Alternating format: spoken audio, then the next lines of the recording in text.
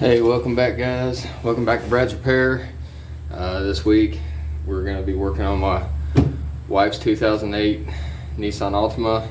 Got a few things that need to be done to it. One is going to be an oil change. We need to replace the wipers. We're just doing some preventative maintenance things. Also trying to get this car ready for winter time. So kind of a rollover of like our last video where I did an oil change on my 97 Corolla. This will also be a different way of seeing how oil filters are placed and how to do an oil change. We might try to do a little bit more in depth on this car. Let's get to it. Like I said, this is my wife's car. It will be in quite a few videos. I think the last one we did a video on with this car, we did the oil catch can, which has done extremely well. So on the last car, if you remember, on my 97 Corolla, the oil filter was up top. This one is actually located differently. It's actually down here inside the inner fender of the wheel well. So like last time, we're going to jack it up. We're going to go down bottom, pull the drain plug, and then we'll come over here. We'll get to the inner fender, get that out of the way, get the oil filter off, and go through the whole process. I don't know if we'll get everything done today. I'm going to try my best to get it done, but also I want to get you guys some good content, but also make sure that you can walk away with my video, as all my videos, with some type of knowledge, or at least hope you get something from it. So let's go ahead and get you started. We're going to go over here like last time. We're going to find a good jack point. Yeah, we got a cross beam right there. We're going to go right there with it if we can. So let me get you guys set up. Right there. Let me grab a light. Let's shine some light on this subject. Our fancy mobile lighting here. Let's see if that gives me good enough access to that oil drain plug. It has been a minute. I've only changed the oil on this thing once before, so I believe this one is in the back of the oil pan instead of the front like the last one.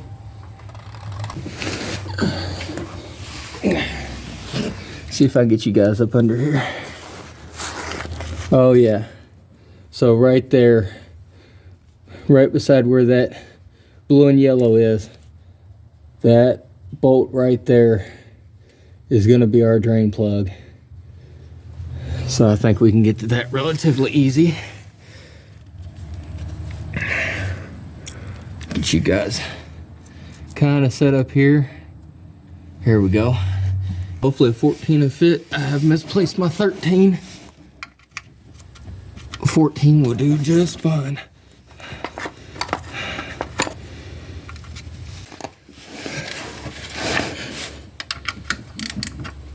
Okay, lefty loosey, righty tighty. That broke easy, fairly well. I need to set our drain pan up.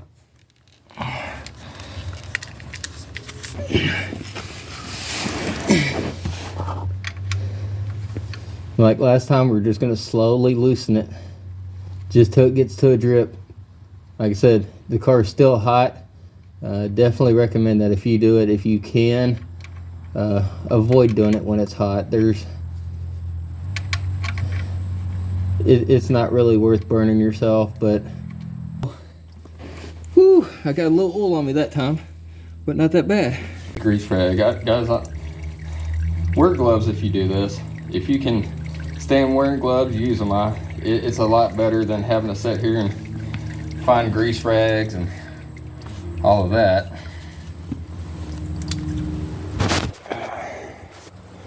All right, so now while it's doing its thing, I'm gonna come over here We're gonna go to our inner fender. Let me grab this work light here.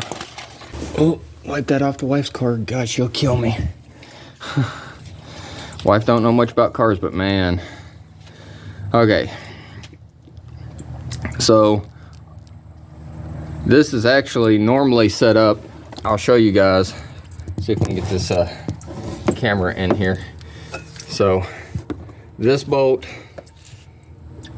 this bolt, this bolt, and that bolt right there. Those from the factory are not on this car. This car normally comes with little push clips. I was not a big fan of that, especially if you have to change your oil and get to it a lot. We're going to turn the steering wheel to maximize our accessibility.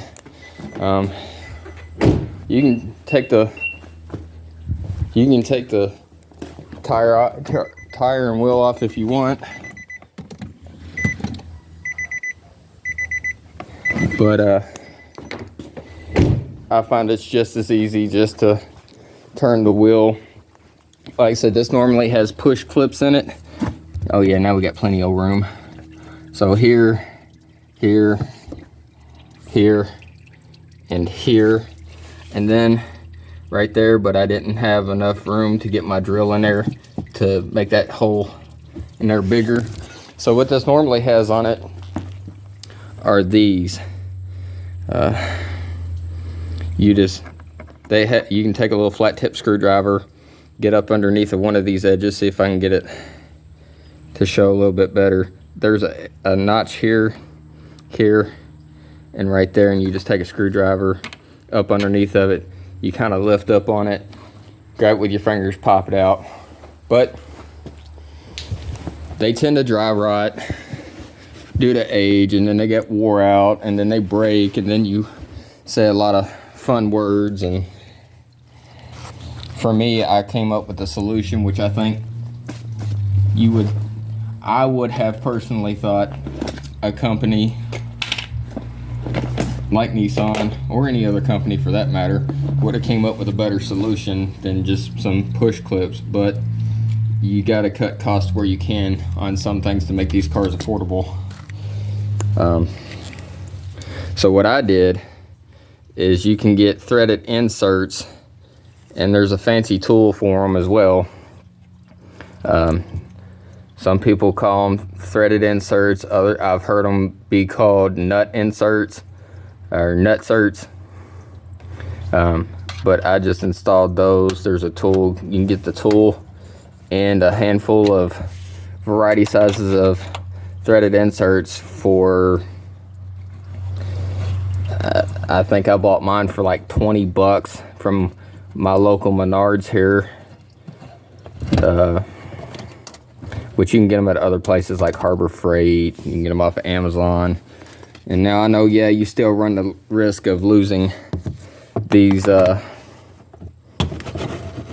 bolts that I have here, but I'd rather replace a bolt for, you know, a multi-pack of the same size for $2 or $3 at a local hardware store than going down to the local parts house for those panel clips, I believe is what they're called, and paying, you know, anywhere between $8 and $10 for it, to where, you know, yes, it would be good for this car, but I've found over time that you can get on places like Amazon and you can get these multi-packs of these push clips for different things, but they don't always fit your particular application. And then either they'll be too big or they'll be too small, to where you can get the specific ones you need, but it's just going to be way more than what a $2 or $3 pack of multi-pack of bolts that are stainless steel would cost you. So it has a little bit of a lip right there, so you will have to work with it a little bit to get this guy out of here. Just try not to pull on my sensors or anything else. So if I get the back half out and push the front down like that, now we're out. So then you'll see right here next to the harmonic balancer, there is our filter. So let's see if I can flip that light around. Let's get back under here real fast. See if we're done draining.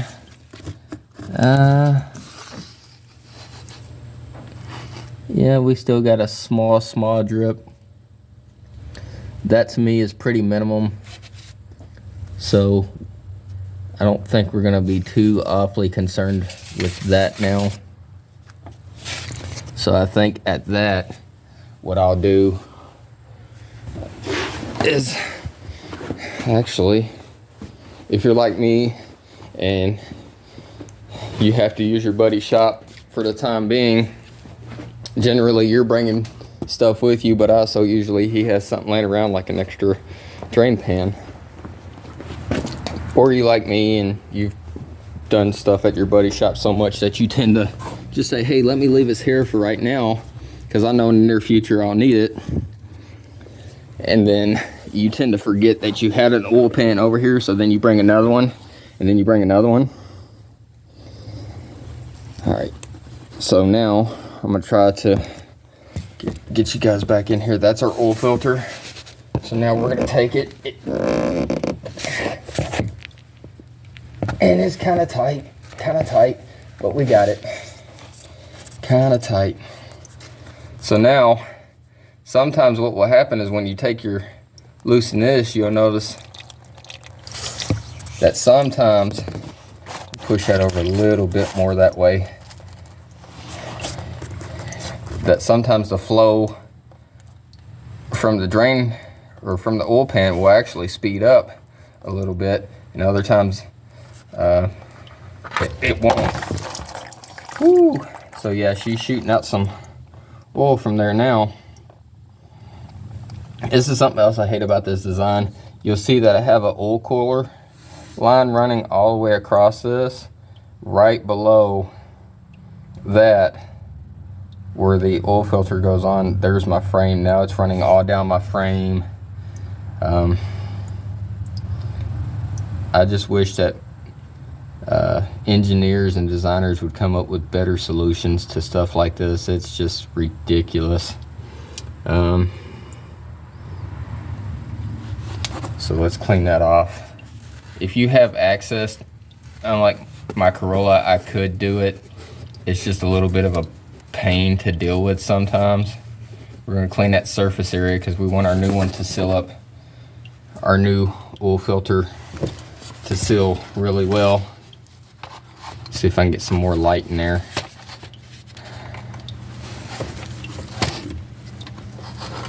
So let's clean that off.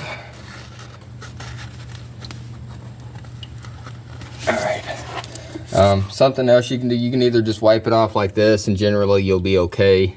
I still see a little bit of oil in there. It might not pick up on the camera. Something else I've seen people do is take like a little bit of brake cleaner because it dissolves really fast, and just spray a little bit of that on there. I'm not gonna do all that. It's just a little bit more than I'm willing to do. So I did this a couple days ago, actually 2 days ago. I got curious and I checked our oil catch can, and it was actually had a little bit in it. I think that was yesterday or day before yesterday, so I doubt there's anything in it now. Let's wipe that off. I love this particular catch can.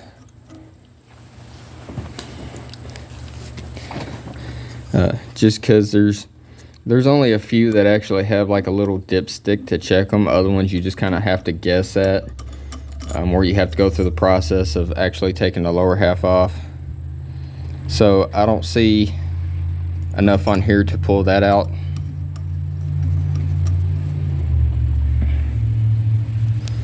Let's check our lines real fast too while I have a second. I just got these lines. They're actually holding pretty well. They don't seem to be struggling. This is a new kind of hose I don't have a lot of experience with. It's actually, it still has the I guess you call it string or whatever on it, like woven inside of it. But it's also, it's a silicone. It's more of a silicone than a rubber, which is interesting to me. I've never used those before. I've always used the old school vacuum hoses or cooling hoses, whatever. But they seem, for this particular application here, they seem to be holding up just fine. I've never tried Purolator, so we're gonna see how that works out for us. I have done a little bit of research on the Fram filters. I've been running Fram all my life on every car that I've ever done. I've never had a problem out of them. Apparently people have had experiences with them where they've you can cut them open and they have like rust inside of them and things. I'm not going to go into that too much, but like I said, I've never personally had any issues with it. But we're going to try something different. Let's see. I replaced this valve cover on this car a while back due to oil leaks, which it still has some, but that's a different project for a different day. And ever since I've always had to take a pair of pliers. For whatever reason, I'll put this oil cap like hand tight, and it's a brand new cap because it came with the valve cover, and I'll screw that on there hand tight, and for whatever reason, anytime I've had to open it up, I've had to take a pair of pliers. I don't know if it's just because I have weak hands, or if it's for whatever reason just that tight, or maybe it's just a Nissan thing. I don't know. If any of you guys have that same problem, leave a comment down there. Let me know. Is it just my valve cover, or is it everybody that owns a Nissan's valve cover that has that problem with the oil fill cap? So, one thing I didn't show you guys last time, and I didn't mean to leave this part out, but I'll get you set up here, and then I'll show you. Let's see. Yeah, here we go. I'll make sure you guys can see me. All right, so you don't have to do this. I've always done it. Got our nice new Purolator oil filter. Pretty decent. Rubber seal on it. Looks pretty nice on the inside. I put the same thing on the Toyota, and it's been just fine. I don't know, maybe it's just me, I don't know. I haven't really been able to see a difference myself, but I don't know, guys. Everybody has their opinions. So what I like to do, and you don't have to do this, but I do this, a lot of people do this. There's nothing in this whatsoever. I'll take some of my new oil and I'll pre-fill this oil filter. You don't have to fill it all the way up, especially on a side mounted car. You got to be kind of quick at it. You want to fill up the center hole right there, and then I'm going to take just a little bit, not much, and I'm going to go across the top of it just a little, and then I'm going to take it and I'm going to run it around. Take my finger, run it around that, and then I'm going to take a little bit, I'm going to run it around the edge of the seal, just to help oil that seal up. Most of the seals on a good oil filter will come pre-lubed, but I'd rather do it and know that I've done it versus taking a chance and put it on there. And the reason I do this, so it's actually already absorbed all the oil that I've put in here. It's done soaked it up, which is fine. The reason I do that is so that we're not having a dry start. So what that means is if you don't put anything in this and then you put it on your car empty, you fill it up with oil and you go to start your car, you're going to have about a window of we'll say 30 to 60 seconds that there won't be any oil getting to this point. So it's going to have to pump all that oil through that entire system to make it to this point, fill this up, and then it'll have to go through the rest of the oiling system to finally get up to the valves and the rockers, and for like these cars, the cams and everything else, to where I've already pre-oiled it, so once I stick it on there, I won't have that dry start. So now that we've done that, you, like I said, you can do it. You don't have to. I choose to. Here we go. So now that I've done oiled it, we can just simply screw it back on.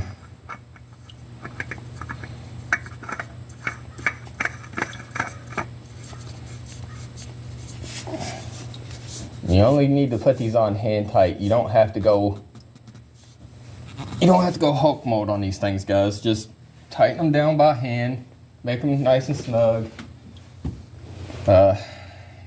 I mean, they do make oil wrenches and things like that, which I'm not opposed to using to take them off. I am opposed to putting them back on with an oil wrench. If you don't have to, don't do it. Just take you a nice rag or something that can give you that extra grip, give it an extra crank, and you should be fine. Now that we've done that, we'll take and wipe down some of this oil that we can actually get to, clean it all off.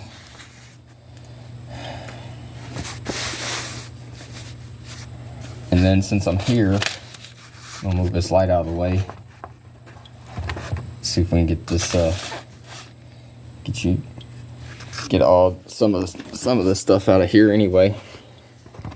Get this oil pan with our old filter out like that, and then go back under here like that, and we're gonna go ahead and put our inner fender panel back on. Get this light out of the way.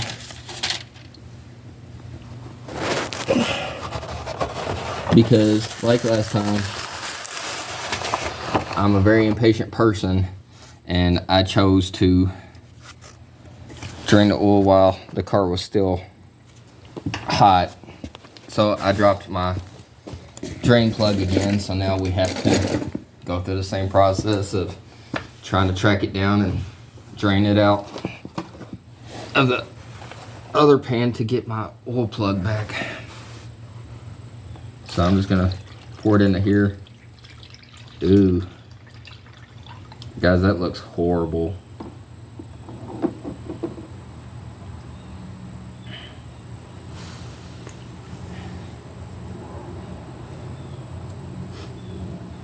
And some of you guys on here know me really well. You know that unlike most people, I do a little unorthodox things sometimes, like oil changes. Guys, I change my oil every 3,000 to 5,000 miles, religiously. And this is why. I mean, this is a 2008 Nissan, and the oil in here is just horrible, just black, disgusting.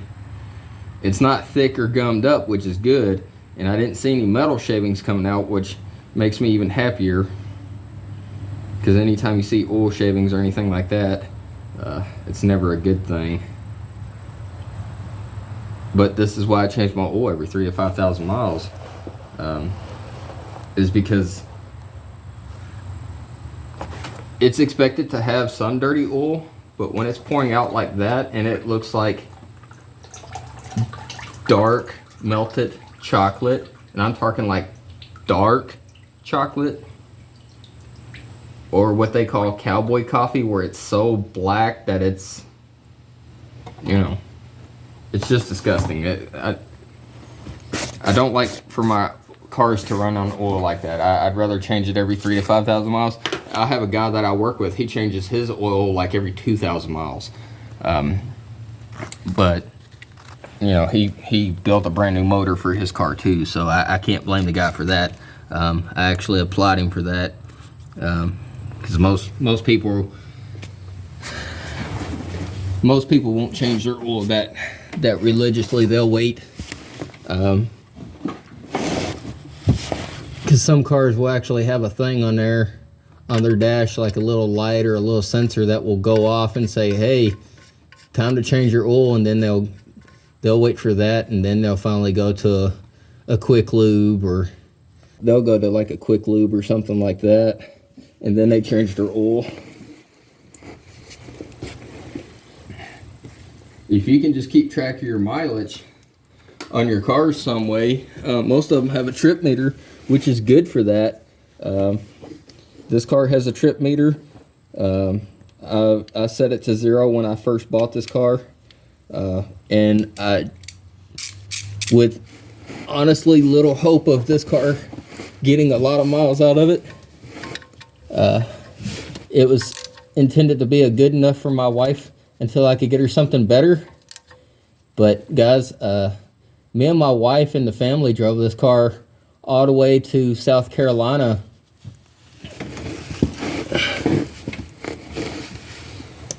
just this summer. 0 problems. Now, granted, every stop that we made, I checked the oil and I checked the fluids and all that to make sure nothing was running low or anything like that, simply because this car does have oil leaks, which I'm slowly over time addressing.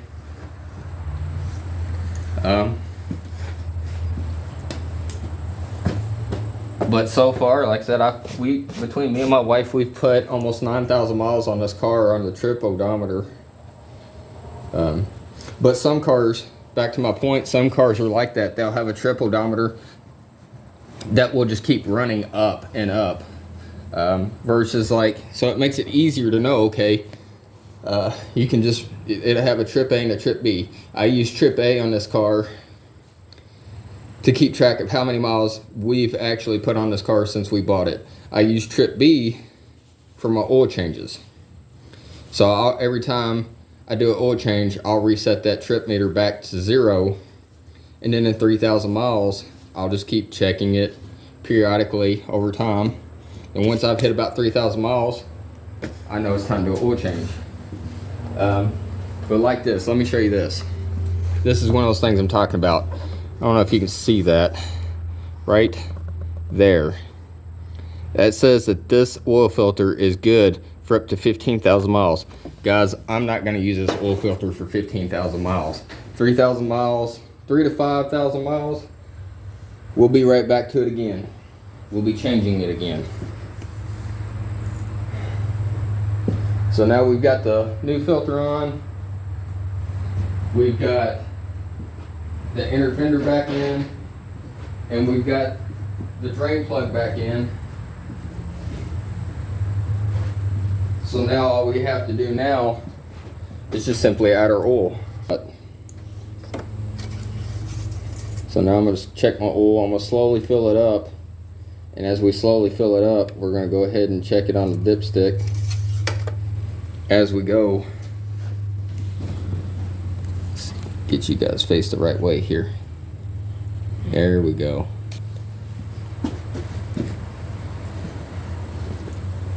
So I'm just going to check it on my dipstick, check the level. Most dipsticks, I don't know if you guys will be able to see it, but down toward the bottom it'll have a mark of some sort. So this one has an L, and it also has a hole punched through it. Below that hole, it means it's time to fill up. And then way up here toward the upper half of the stick, it has a H with another hole just below the H, which is on the high side. You don't want to go past that hole, the top hole next to the H. You want to stay somewhere in the middle. You don't have to go all the way up to the hole. You don't have to go below the lower hole. Just somewhere in the middle and you'll be totally fine.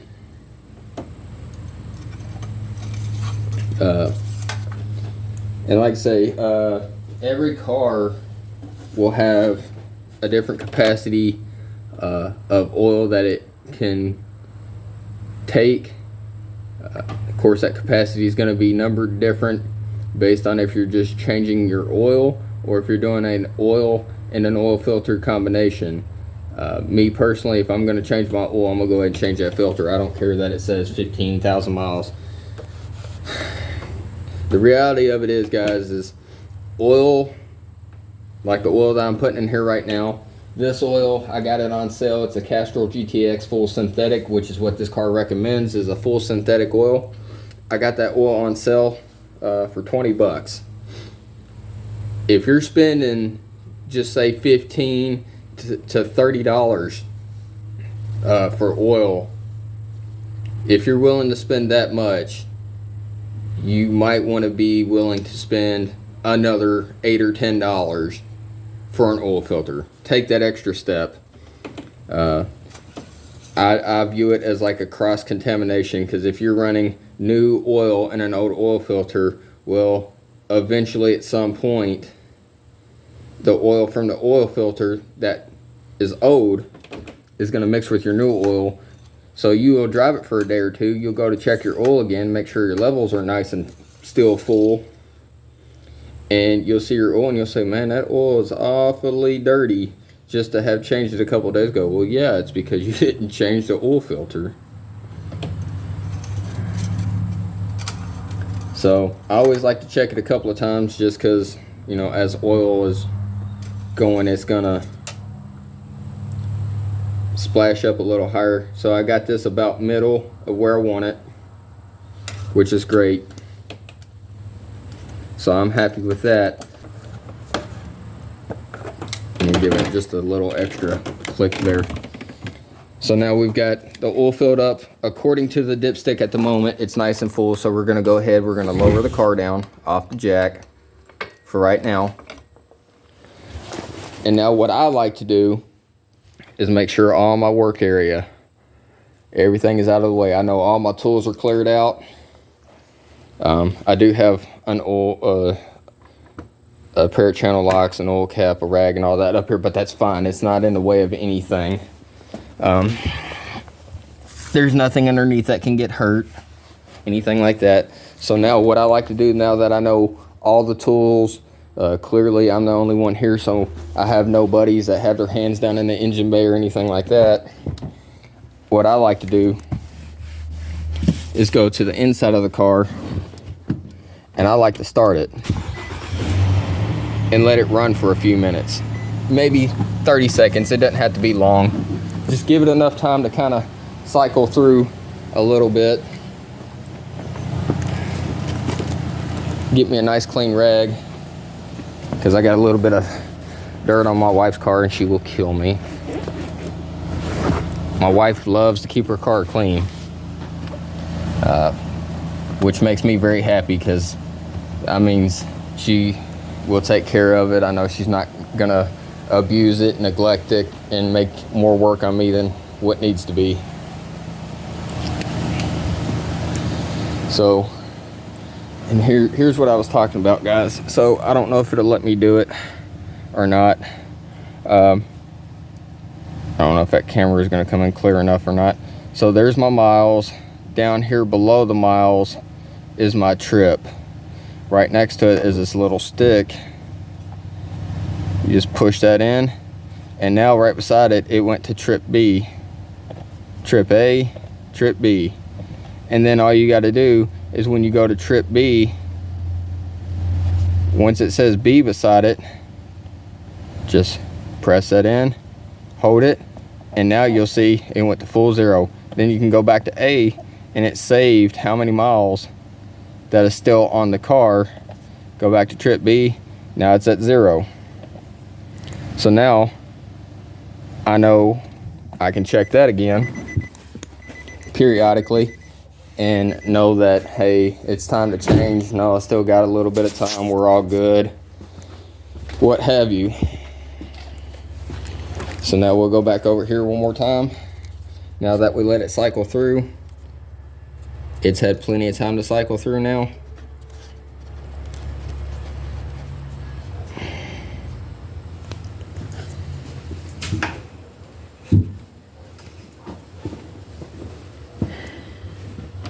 Grab our nice grease rag here, pull out our dipstick, check it. Yep. So when you first pull it out, you don't want to just really look at it and say, oh, yep, it's good to go. You'll get what we call a false reading out of that, because there is pressure built up through here, so it's going to sling a little oil. So the first time you pull it out, wipe it off, stick it back in there, pull it back out again, and then you'll get an accurate reading. So when I first pulled it out, as an example, it was way up here, so it indicated it's full. Then when I wiped it off, pushed it back in, now it's way down here. So it's still in the middle, but just a little bit low. We refilled that, set that out of the way. Pull it. We're not even going to really worry about what it says on there. We're just going to wipe it off, make sure there's no oil residue. Drop that back in there like that. Pull her back out, take a look at it. Now she's way up here, so we know that's good now. And the one thing I always recommend is, what I do anyway, is, so I just checked it, made sure it was topped off to where it needed to be 100%. So then I'll go back in a few days after driving it and I'll recheck that again.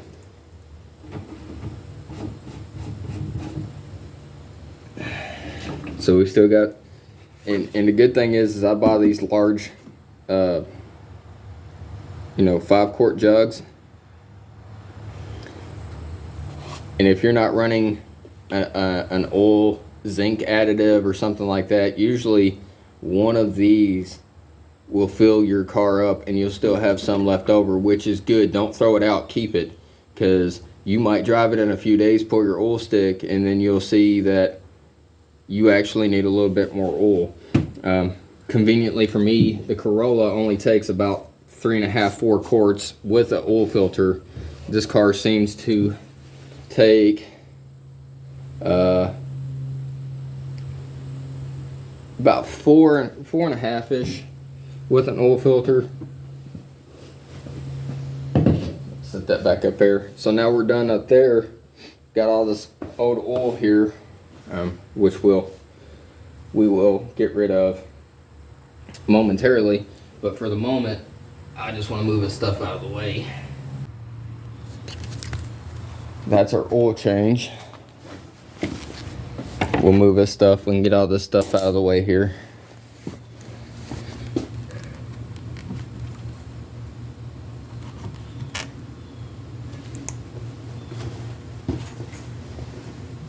That's pretty much it for the oil change.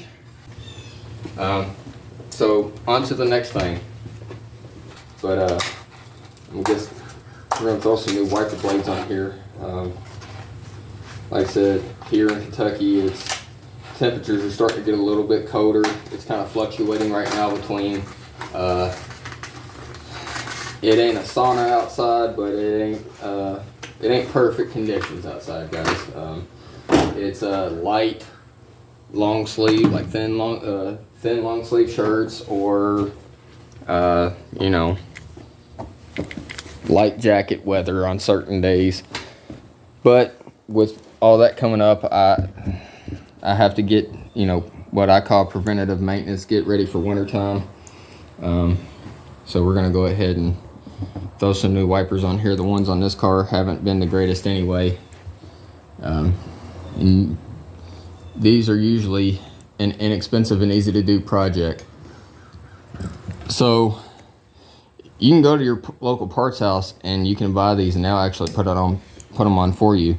So now, I don't know if you guys can see this. I'm gonna try to set you up where you can. There's this little cam right here in the middle. That's what holds it on.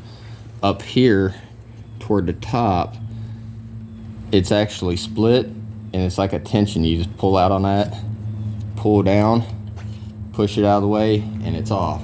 That simple.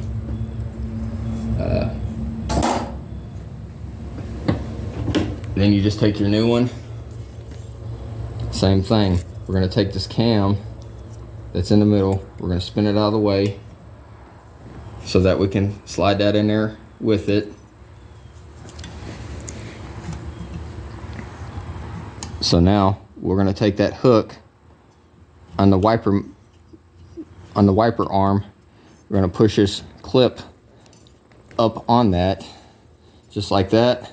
Give her a nice push, and now she's locked in. That simple. So as time rolls on, we're gonna have more projects on this car. I know this was kind of almost like a recap of last time. But when you're a new content maker like I am, you don't always make the best content. Like I said, most of you guys know me, you know I'm just starting out. I don't feel like I did maybe the best job of explaining how to do an oil change last time. Also, I feel like it was a little bit helpful to be able to do this, have an opportunity to do this again, because I got to show you some of how different setups are. So like with this and my Corolla, you've seen the Corolla, the drain plug is in the front of the oil pan, where this one was on the back of the oil pan. With the Corolla, the oil filter was underneath the manifold, where this one was inside the inner fender, right next to the harmonic balancer. Every setup is going to be completely different. Every setup is going to have a different type of oil. They're going to have a different oil filter location, just everything, guys. For your specific car, you're just going to have to kind of look it up. Usually you can just Google it. Google has gotten way better with getting you the information that you need directly, such as what type of oil do I need, or what size wiper blades do I need, what type of, anything, guys, anything. Or you can even call your local parts house and say, hey, I have this year, make and model of vehicle. What type of oil do I need? What type of filter do I need? Anyway, guys, I hope this one was a little bit better. Hope it helps you out. Maybe you learned something. Maybe you didn't. I hope you did. If you guys decide to do it, if you did learn anything from my videos, leave me a comment. Let me know, saying, hey, I helped. Any feedback that you guys give me help me to get you better understanding of how things are done and how things work. And also lets me know if I'm doing a good job or a bad job. With that, it always helps me, helps my channel, helps me to be able to provide better content to not only you, but more people in the world. I want to see this channel grow, guys. I want to be able to help as many people as I possibly can. With that, if you like, share, and subscribe, that helps me out tremendously. That helps me get to people out there that might not know that my channel exists. Right now we're just starting out. We're starting on small stuff. We'll eventually get to more in-depth stuff. I fire from the hip, guys. Never know from one video to the next what we're going to be doing. As they come, we just do them. And I hope you guys learned something from it. That's it for now. Like I said, I hope you guys walk away with something for this. If you did, like, share, subscribe. Leave me a comment down in the video. Did it help? Did it not? Did you learn something? Did you not learn something? And I'll see you guys next time.